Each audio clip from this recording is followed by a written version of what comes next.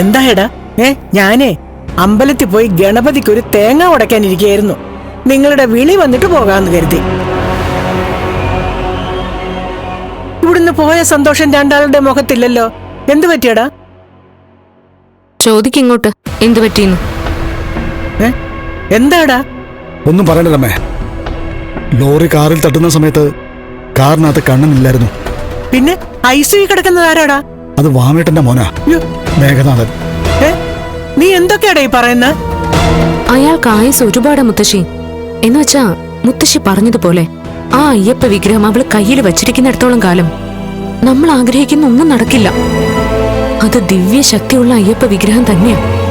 ഞാൻ പറഞ്ഞില്ലേ മോളെ, അവളുടെ ശക്തി അയ്യപ്പ ഭഗവാനാന്ന്.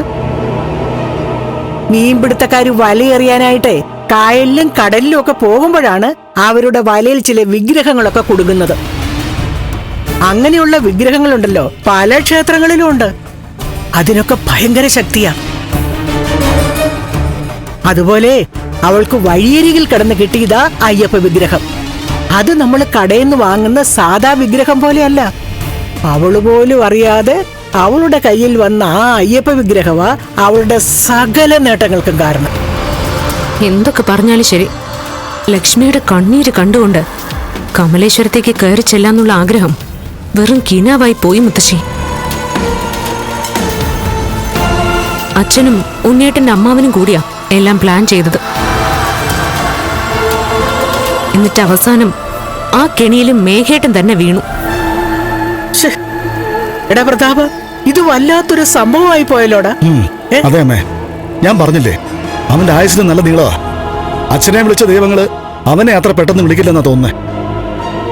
അങ്ങനെ വിളിക്കണമെങ്കിലേ മഹാലക്ഷ്മി പ്രാർത്ഥിക്കുന്ന ആ അയ്യപ്പ വിഗ്രഹം അവളുടെ കയ്യിൽ നിന്നും പോകണം.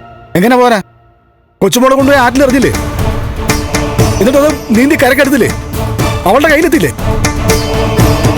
എന്തൊക്കെയാ നടക്കുന്നത് എനിക്ക് അറിയത്തില്ല അമ്മേ. നമ്മുടെ സന്തോഷത്തിന് ഒരു രാത്രിയുടെ ആയുസേ ഉണ്ടായിരുന്നുള്ളൂ. ഇനി എന്റെ കുഞ്ഞിനെ എങ്ങനെ കമലേശ്വരത്തേക്ക് പറഞ്ഞു വിടുന്നു എനിക്ക് അറിയില്ലമ്മേ.